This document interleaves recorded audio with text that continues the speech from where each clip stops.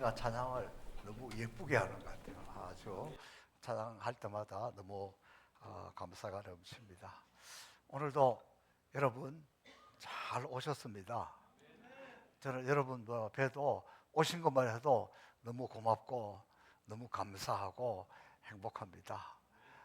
12월 첫 주일인데 12월 한 달도 따스한 성령님 저와 여러분을 만져주셔서 건강하게 행복하게 주님 때문에 살만 나는 그런 복된 삶을 살아갈 수 있기를 주님의 이름으로 축복합니다. 자, 지금 우리가 교회 절기 대림절을 지내고 있는데 대림절은 다시 오실 주님을 기다리는 겁니다. 다시 오실 주님은 어떻게 기다려야 할까요? 좀 더 실천적인 삶을 지금 계속해서 나누고 있습니다. 우리나라의 국민 의사라고 불리우는 유명한 의사 중에 한 분 이시영 박사, 이번에 1934년생이니까 92세입니다. 이분이 지난주에 인터뷰한 것을 제가 보았는데 너무 귀해서 오늘 여러분에게 알려드리려고 합니다. 이분이 건강에 관해서 인터뷰를 하면서 강조한 것이 정신 건강입니다. 정신 건강을 위해서 가장 중요한 것은 강력한 면역력이고, 정신 건강 면역력을 높이는 것은 감사의 습관이다. 이게 왜 중요하냐 그러면 이 정신의 면역력이 높여져야 치매도 안 걸리고 엉뚱한 소리도 안 하고 건강하게 살아갈 수 있어요. 저도 어느 정도 자꾸 나이가 들어가면서 제일 걱정스럽게 기도하는 게 뭐냐 그러면, 하나님, 내가 목사인데 치매에 걸리거나 나중에 엉뚱한 소리 하면 안 되잖아요.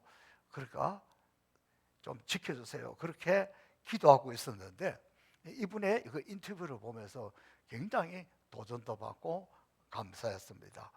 그러면서 정신 면역을 높이는 것은 감사의 습관이다. 그러니까 늘 감사하고 감사하는 사람은 건강하게 그렇게 살아가는데 왜 불평하고 원망하고 막 이렇게 살아가다 보면 치매에 빨리 걸릴 수가 있어요. 심각한 문제죠? 안 심각합니까? 나만 심각해요? 그래서 이 이야기를 잘 들으셔야 돼요. 이시영 박사는 무기력과 고립에 맞서려면 감사일기를 써야 한다. 감사의 습관이야말로 정신의 가장 강력한 면역력이라고 말합니다.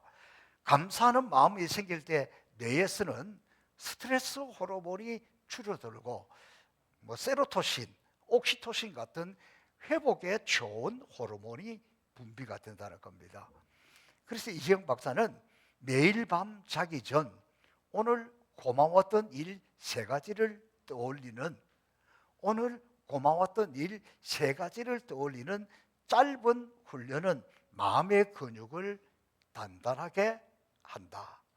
감사는 단순히 긍정적인 태도가 아니라 삶의 의미를 회복하는 능동적 훈련이며, 정신 회복의 탄력성은 바로 이 감사에서 나온다. 감사하는 사람은 우울감이 낮고 수면의 질, 대인관계 만족도가 높습니다. 100세 시대 건강하게 산다는 것은 결국 감사할 줄 아는 마음으로 하루를 완성하는 단 하나의 습관으로 충분하다. 저는 얼마나 이 인터뷰를 보면서 감사한지 몰라요. 왜? 제가 우리 성도들에게 감사 하루 3가지 쓰기 운동하고 있잖아요. 저는 어제까지 썼습니다. 오늘도 쓸 겁니다. 제가 이렇게 우리 성도들에게 강조하고 있는 걸 이 정신과 의사가, 대한민국의 제일 유명한 의사가 제가 하고 싶은 이야기를 대신해 주어서 제가 너무 감사하고 또 좋습니다. 저는 이것이 다시 오실 주님을 기다리는 우리들의 마음의 자세라고 생각합니다. 쓰다가 못 쓰신 분, 이거 아까워요. 비싼 거예요. 감사 하루 3가지 딱 쓰고 주무시면 밤에 잠 못 자게 하는 마귀는 떠나가고 단잠 자게 될 줄로 믿습니다. 자, 오늘 대림절 오시게 기다리는 우리가 싸워야 할 믿음의 선한 싸움, 다시 한번 18절 말씀 함께 읽어보겠습니다. 시작.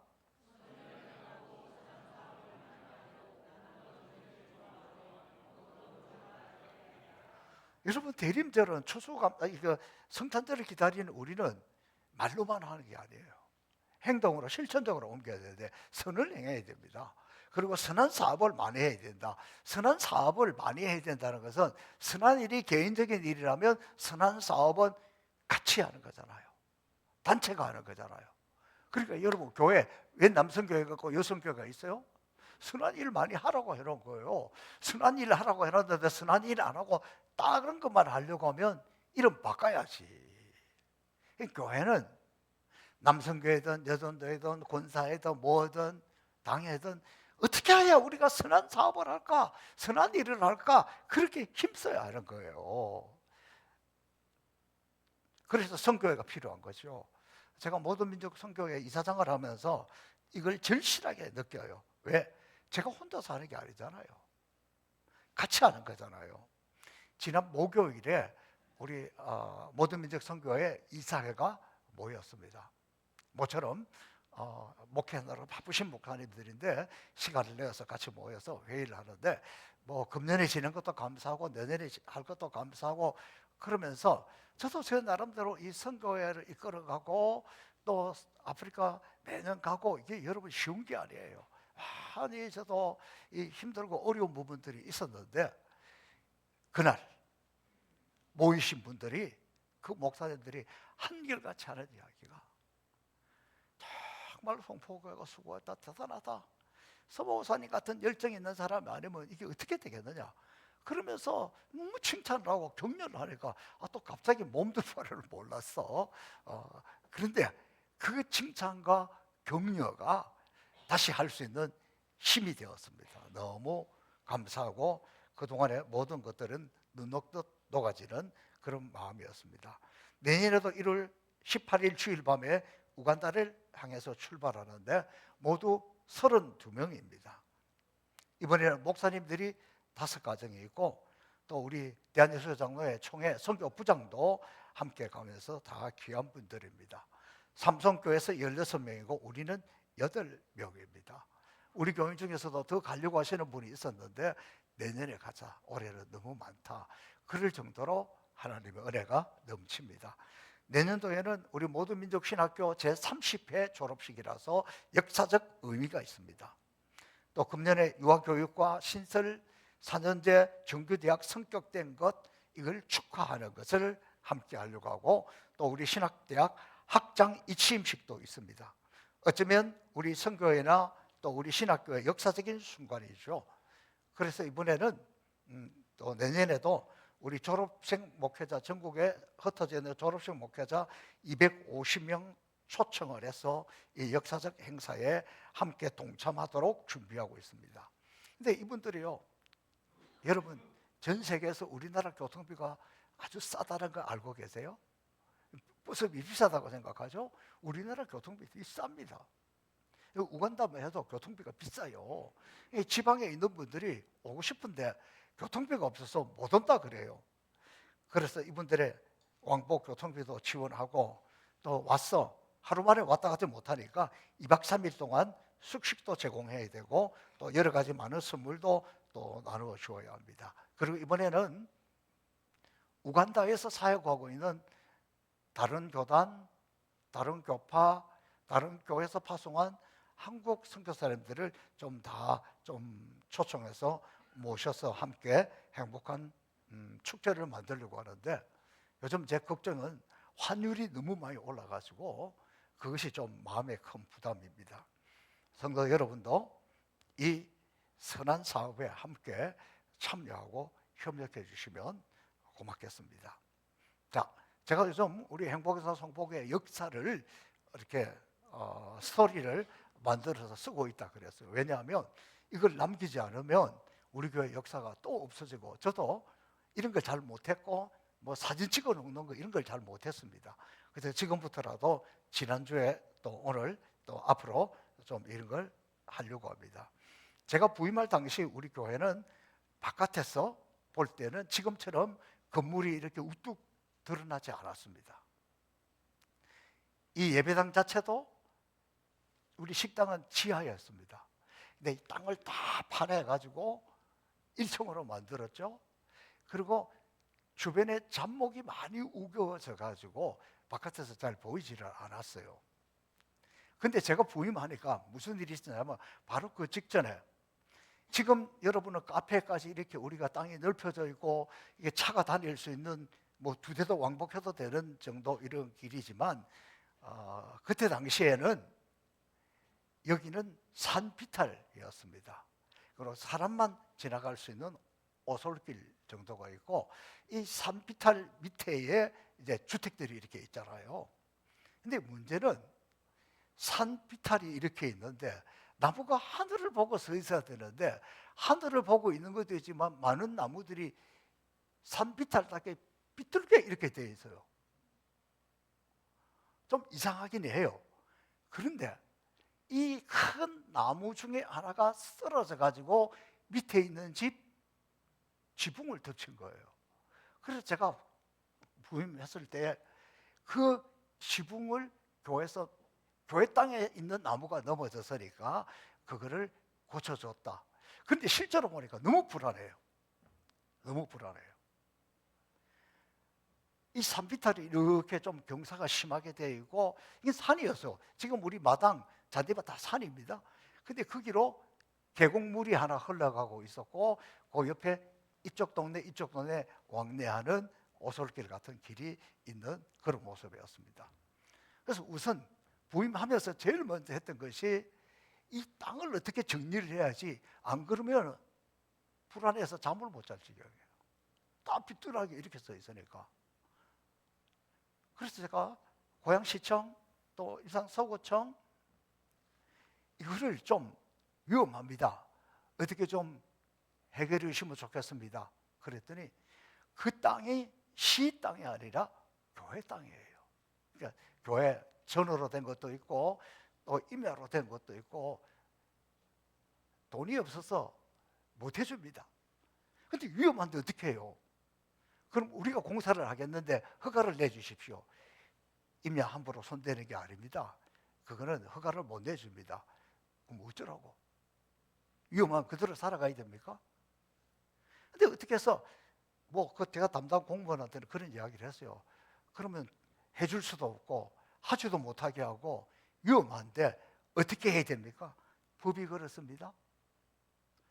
그러면 우리가 공사할 테니까 그럼 당신은 그렇게 알고만 계세요. 그 공무원 대답, 나 못 들은 걸로 하겠습니다. 그리고는 공사를 했습니다. 공사할 때요, 옹벽 공사하기 전에 이 나무가 이렇게 되어 있어요. 이거부터 우선 제거를 해야 되잖아요. 그때 제가 공사하는 데 와서 이렇게 같이 보면서 하고 있는데, 경운기, 이거 큰 이런 나무를 밧줄을 묶어서 경운기로 주택 쪽으로 넘어지면 안 되니까 경운기로 잡아 당기고 그 밑에 전기톱으로 해서 이걸 다 이렇게 정리를 했습니다. 간단한 이야기지만 그때로서는 굉장히 위험하고 또 어려운 일들이었습니다. 그리고 이제 이 옹벽 공사부터 시작을 했는데, 이 옹벽 공사가 이거 허가가 잘 되는 게 아니라 그랬잖아요. 근데 공사비도 많이 들어요. 이게 길이가 한 150m 가까이 돼요. 높이는 평균적으로 이렇게 보면은 5.2m, 굉장히 높습니다. 근데 이 공사를 어떻게 했는지 모르겠어. 아마도 무식하니까 했을 거예요. 근데 이 공사를 해놓고 나니까, 제가 공사할 때 당시에는 무슨 생각을 했냐 그러면 큰 꿈이 있었어요. 여기가 개발이 되고 우리 교회가 크게 부흥할 줄 알았어요. 막 사람들이 많이 몰려왔죠. 그럼 제일 먼저 뭐가 문제예요? 주차장이 문제잖아요.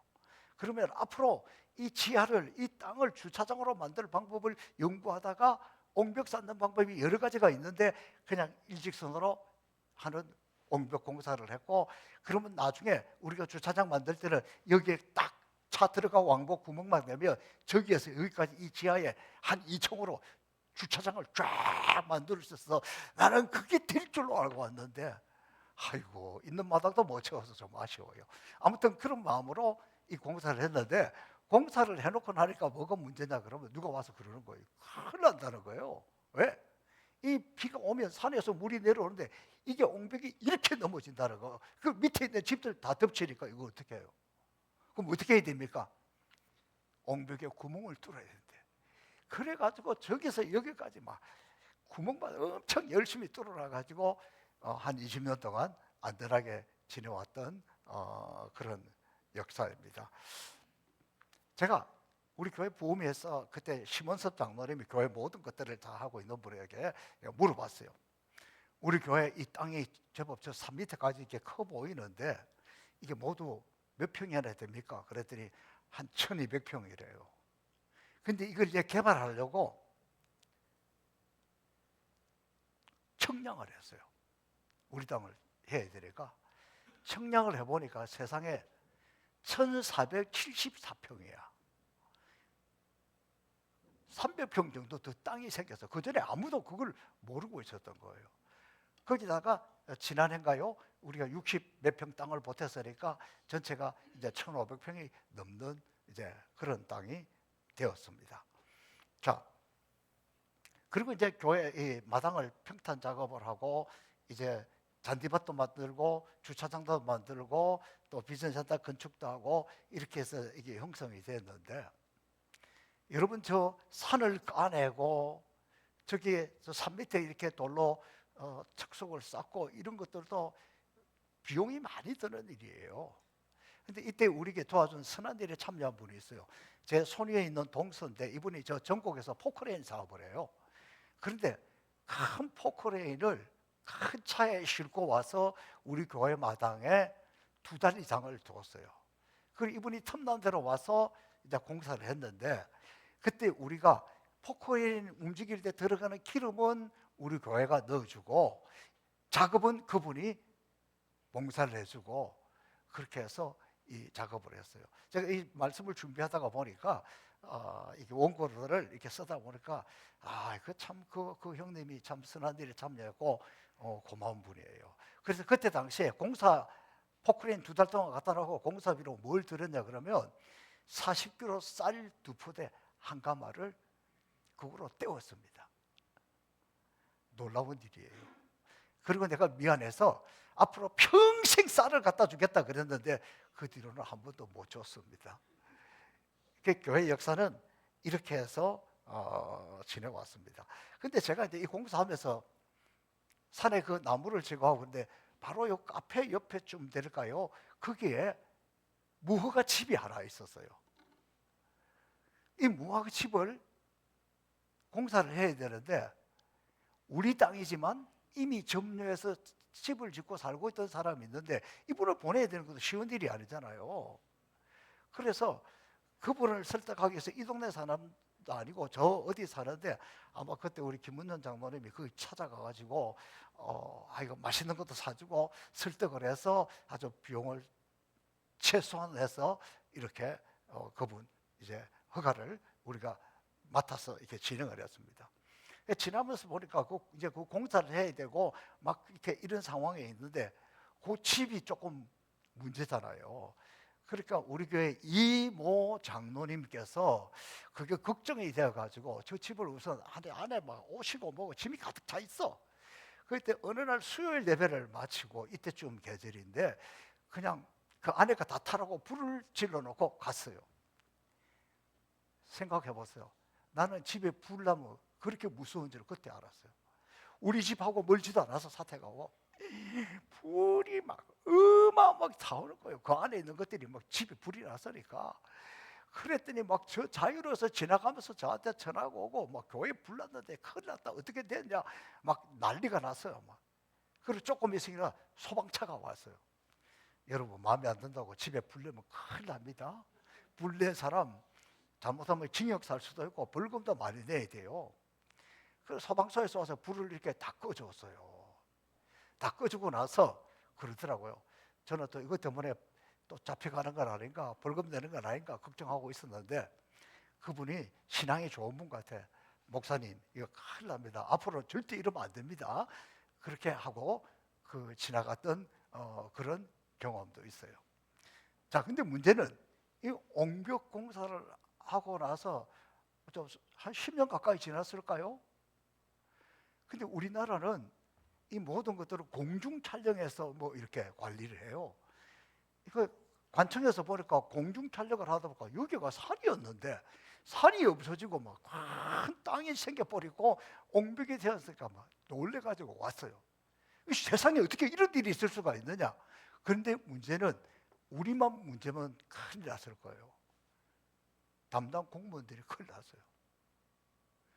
허가해 준 것도 없고 도대체 뭐 했냐? 무슨 감독했냐? 이 난리가 났어요. 일단 절차적으로 일단 우리 교회부터 책임을 물어야 되니까 그때 이제 구청에 가서 이제 조서를 써야 되는데 당시 이게 뭡니까? 건축위원장이었던 김수현 장로님, 또 실무자였던 우리 김문현 안수 집사님, 저 이제 사람이 갔습니다. 그렇게 이제 그 소설을 쓰면서 이게 책임자를 누구로 할까요? 그게 김수현 장로님이 제가 건축위원장이니까 제가 책임을 지겠습니다. 그런데 공무원이 이렇게 보는 거예요. 아니 70이 넘은 은퇴하신 분이 어떻게 책임을 집니까? 김문현 그때 집사님이 제가 실무자니까 제가 책임을 지겠습니다. 그러니까 그 양반 하는 이야기야. 아니 교회 장로님도 있고 목사님도 있는데 집사가 무슨 책임을 집니까? 듣고 보니까 그 말도 맞아요. 할 수 없이 제가 담임 목사인데 제가 책임을 지면 되겠습니까? 그래야죠. 당연히 그래야 되는 것처럼 그렇게 이야기하길래 제가 할 수 없이 책임을, 저도 젊은 나이인데 그래가지고 여러분 그 조서 다 쓰고 제가 10손가락 이 손바닥 지문 다 찍었어요. 이거는 경찰로 가는 게 아니라 검찰로 바로 넘어가는 거예요. 이거 얼마나 큰 그건지. 그래가지고 난 선교지도 가야 되고 앞으로 할 일도 많은 사람인데 이게 잘못하면 앞으로 뭐 비행기도 못 하는 게 아닌가. 그래서 큰 걱정을 하고 그걸 찍었어요. 근데 그때 이 담당 공무원이 큰 감동을 받은 거예요. 종교시설에서 이런 일이 많은데 이런 일이 생기면 아무도 책임을 지지 않아서 교인 100명이면 100명 다 불려간대요. 다 자기 책임이 아니라고 하니까.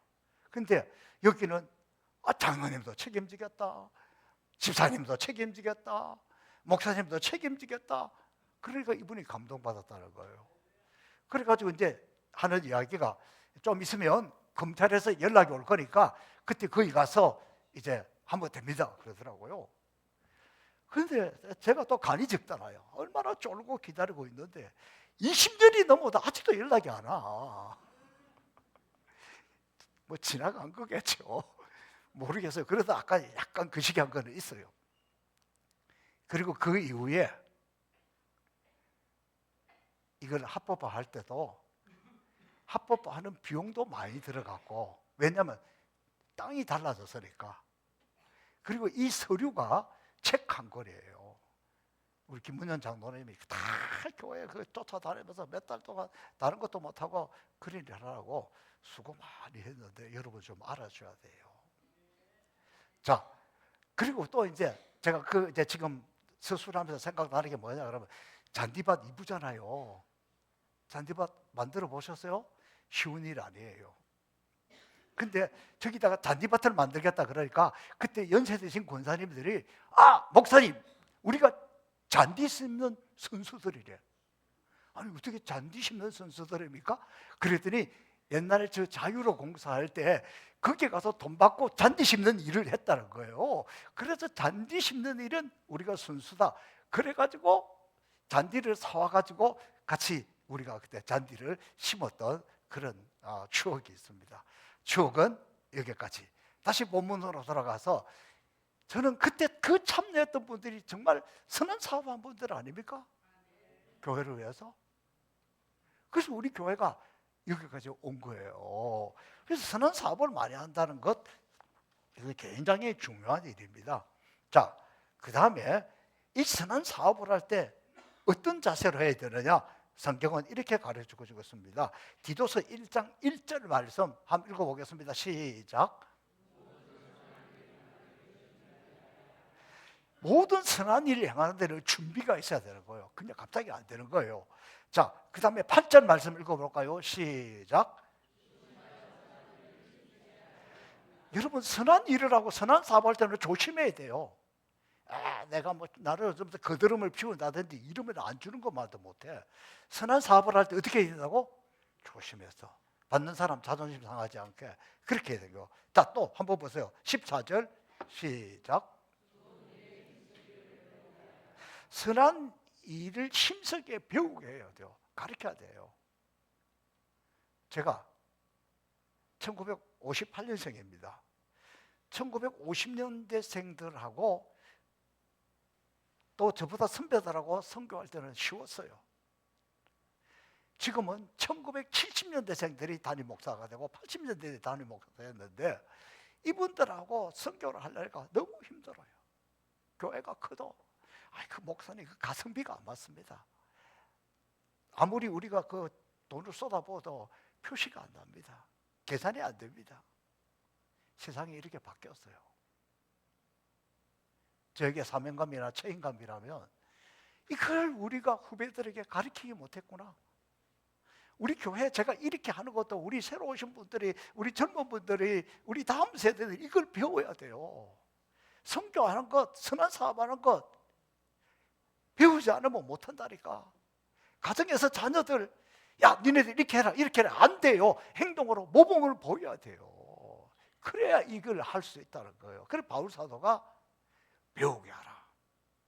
자, 그리고는 다시 오실 주님을 기다리는 우리가 세 번째 오늘 뭐가 나오냐 그러면 나누어 주기를 좋아하고, 여러분 나누어 주는 것을 좋아하고 즐겨야 행복합니다. 받기만 좋아하고 채우려고 하면 평생 다 채우지도 못하고 즐기지도 못하고 불행하게 살다가 인생 끝나는 거예요.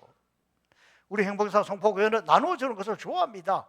그러니까 어디를 가든지 환영받고 사랑받고 또 우리도 풍성하게 지내는 것 아닙니까? 우리가 아프리카에 가는 곳마다 우간다를 가든지 남아공을 가든지 그러면 어려운 교회들 찾아가서 잔치해 주는 것, 이것이 얼마나 기쁘고 얼마나 즐겁고 그 사람들에게 환영받는 일인지 모릅니다. 우리 교회는 나름대로 나누어 주기를 좋아하는 교회로 소문났습니다. 아프리카 갈 날이 한 달 앞으로 다가왔습니다. 금년에 좀 빨리 왔습니다. 나누어 주기 위해서 백방으로 노력을 하고 있어요. 어제 우리 교인은 아니지만 이웃교회 어느 장로님에게 부탁을 해서 우리 졸업생들에게 나누어 줄 티셔츠 200개를 확보했습니다. 여러분, 저도 나누어 주기를 좋아하는 사람인데 매일 만나면 구걸해야 되고 아쉬운 소리 해야 되고 도와줘야 되고 주머니 좀 털어야 되고 어떤 때는요 내가 이게 지금 뭐 하는 짓인가 싶으면서도 그러나 부끄럽지 않습니다. 왜냐하면 내 것 챙기는 것이 아니라 나누어 주기 위해서 하는 거기 때문에 부끄럽지 않습니다. 또 우리는 선을 행할 때 조심해야 되고, 사도 바울은 선을 행하다가 낙심하지 말라고 합니다. 갈라디아서 6장 9절 말씀 같이 한번 읽어보겠습니다. 시작. 우리가 선을 행하되 낙심하지 말지니 포기하지 않으면 때가 이름에 거두리라. 자, 데살로니가후서 3장 13절 말씀 시작. 선을 행하다가 낙심하기 쉬워요. 왜? 나는 온갖 정성을 다해서 했는데 받는 사람은 시큰둥해. 하고 싶으면 마음이 안 생긴다니까. 나는 열심히 봉사하는데 다른 사람들은 안 해. 그러면 왜 나만 이 고생을 해야 했냐 그 생각 안 들겠어요? 그러나 선을 행하다가 낙심하면 안 됩니다. 저도 아프리카에 가서 하지만 때로 아프리카 목회자들을 만나서 낙심 들려고 할 때가 있어요. 그러나 낙심하지 않습니다. 왜냐하면 우리는 지금 하늘에 상급을 쌓아놓는 거예요. 그러니까 여러분 선을 행하다가 낙심하면 안 됩니다. 하지 말라는 거예요. 제가 이번 이게 가을에 우리 노예 많은 교회들을 다니면서 설교도 하고 또 강의도 하고 그랬습니다. 근데 일산 백병원 앞에 하늘빛 광성교회 거기 가서 이제 한 2시간 제가 강의를 했습니다. 그러면서 교회가 뭐냐? 교회는 선한 사업을 많이 해야 된다. 나누어 주기를 좋아한다. 그러면서 우리 교회에서 일어나는 일들, 선교하는 일들 또 뭐 막 이런 걸 이야기하는데 그분들은요, 어떻게 어떻게 그 시골에 있는, 우리 교회 시골 교회라고 좀 우습게 얘기하는 경향이 있더라고. 그런 데서 무슨 그렇게 막 교회를 건축해주고 뭘 하고 뭐 교인들에게 맨날 나눠주고 그게 가능할까? 갸우뚱하더라고요. 제 강의가 끝났습니다. 끝나고 나니까 그 담당한 부목사님이 나와서 이제 마무리를 하는데, 여러분, 오늘 강사 목사님이 말씀하신 거 자기는 100% 정말 그대로 하는 걸 나는 확신한다고. 그러면서 하는 이야기가 9월 달에 우리 교회에서 우리 서울 서북노회 무슨 세미나를 했어요. 그날 저 밑에 삼계탕 집에 가서 점심 먹은 날이에요. 그런데 제가 광고할 때 나와서 뭐라고 이야기했냐 그러면, 여러분 오늘 우리 교회 잘 오셨습니다. 고맙습니다. 그러면서 우리 교회 화분들이 많이 있으니까 오늘 돌아가실 때 화분을 하나씩 가져가세요. 그렇게 이야기했어요. 그때 그 젊은 목사가 생각할 때는 농담인 줄 알았대. 그런데 진짜 가져가는데 어떤 분은 큰 거 3개 가져간 분도 있대. 그러면서 하는 이야기가, 송포교회는 진짜다. 내가 그때 가서 나도 화분 하나 가져왔다. 야, 그러니까 여러분은 일상적이라서 놀라지 않는데 다른 분들은 진짜 놀라더라니까. 우리 교회가 그런 교회입니다. 저도 오늘 이 설교를 준비하면서 나누어주기를 좋아하고 말만 하면 되겠습니까? 그래서 오늘 우리 뭐 찬양단, 찬양대 하시는 분들, 여성들 중심으로 해서 다 오늘 선물을 한 보따리씩 줬어요. 왜 제가 특별히 찬양대가 좋아하냐? 물론 찬양대가 요새 너무 예쁘게 잘해서 감동도 있지만, 우리가 떡 나눠주고 선물 나눠주고 할 때에 하나씩만 가져가면 되는데 막 많이 가져가는 사람도 있는가 봐. 꼭 모자라. 육포도 못 받는 때도 있고. 그런데 저희 성가대가 맨날 늦게 나가잖아요. 늦게 나가니까 또 몇 사람 또 못 받아. 늘 미안한 마음이 있어서 오늘 그 빚 갚은 겁니다. 그래서 오늘 찬양대 우리 집에서 열심히 준비해서 오늘 나누어 줬어요. 그런데 나누어 주고 나니까 얼마나 마음이 좋은지 몰라. 빚도 갚은 것 같고 아주 따뜻하고 좋습니다. 여러분, 해마다 우리 교회는 성탄절에 성탄절 케이크를 나눠주는데, 성탄 케이크가 너무 비싸가지고 핑계를 바꿔가지고 단팥빵을 나눠주기도 했습니다. 올해는 빵집 하시는 분하고 잘 이야기해서 케이크로 싸게 해주겠다고 예약을 해놓고 왔습니다. 그래서 좋다, 나도 우리 성도들에게 케이크 하나씩 선물하고 싶다, 뭐 이런 분이 있으면 올해는 비교적 적은 가격으로 전 가족에 나눠줄 수 있는데 선착순으로 받겠습니다. 송구영신 예배 드리면은 여러분 듣도 보도 못한 일이 우리 교회에 있어요. 송구영신 예배 드리고 와서 떡국 1kg씩 받아가는 거 들어봤어요? 제가 알기로 전 세계 우리 교회만 하는 거예요. 이것도 뭐 누군가가 신청하면 그분의 뜻을 존중해서 기회를 드리겠습니다. 아이고 주여, 아무도 아멘도 안 하네. 주님 오시기를 기다리는 사람은 행동으로 나누어지기를 좋아하고, 마지막으로 너그러운 자가 되라. 주님 오시기를 기다리는 사람은요, 너그러워야 돼요. 영적 전투가 뭐냐? 원수야 물러가라, 마귀야 물러가라. 그보다 더 중요한 것은 내가 너그러운 사람이 되어야 돼요. 좀 찔리시는 분들 있죠? 특히 종말의 때가 되면 마음이 조급해지고 분노한 시대입니다. 별것 아닌데 벌컥벌컥 화가 나고 남의 일에 화가 나고, 이게 시대의 징조입니다. 근데 여러분, 우리 가운데 완전한 사람 아무도 없어요. 저도 여러분도 실수도 많고 허물도 많고 욕심도 많습니다. 또 진짜 여러분 잔머리 안 굴립니까? 안 굴리기는 뭘 안 굴려? 잔머리 얼마나 굴리는지 몰라. 깜빡깜빡 안 합니까? 다 그래요. 50대 애들도 깜빡깜빡한데, 너그러움이라는 것은 은혜를 깊이 체험하고 죄사함의 은총이 있을 때 나옵니다.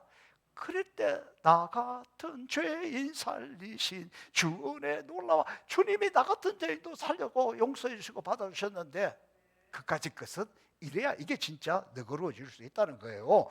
감사가 넘쳐야 너그럽고 은혜가 넘쳐야 너그러줄 수 있습니다.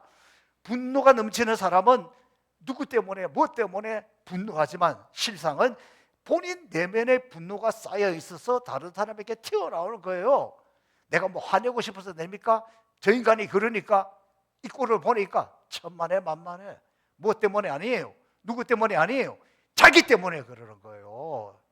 이걸 아셔야 돼요. 여러분, 그래서 어떻게 되는 줄 아세요? 거짓말 잘하는 사람은요, 지만 거짓말 해야지 다른 사람 거짓말하는 거 못 참아요. 잔머리 잘 굴리는 사람은요, 자기만 잔머리 굴려야지 다른 사람이 잔머리 굴리는 건 다 보여가지고 그걸 못 봐.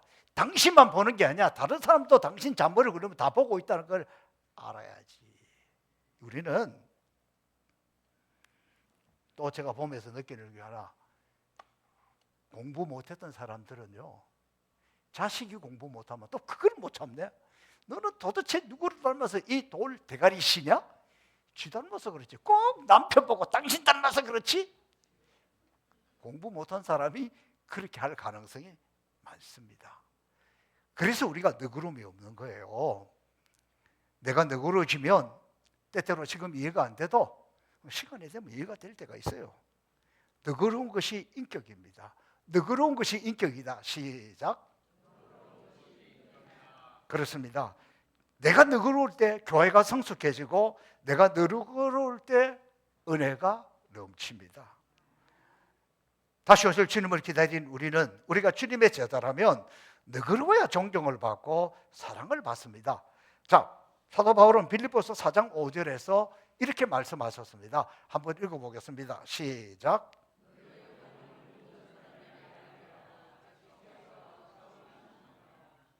주께서 가까이 오셨다.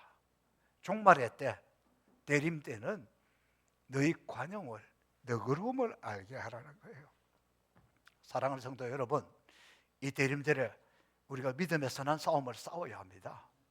믿음의 선한 싸움이라는 것은 그 무엇이 아니라 선한 일을 많이 하고 선한 사업을 많이 하고 나누어 주기를 좋아하고 너그러운 자가 되는 게, 다시 말하면 우리가 이게 좀 약하다는 거예요.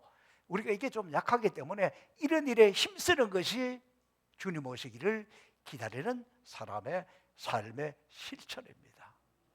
오늘 말씀 듣고 아멘, 그것으로 나도 그래야지, 그것으로 끝나면 안 되고 우리가 구체적으로 이 선한 일에, 너그럽게 되는 일에 함께 동참하여서 함께하여서 주님 오실 때 영광스럽게 맞이할 수 있는 저와 여러분 모두가 될 수 있기를 주님의 이름으로 축복합니다.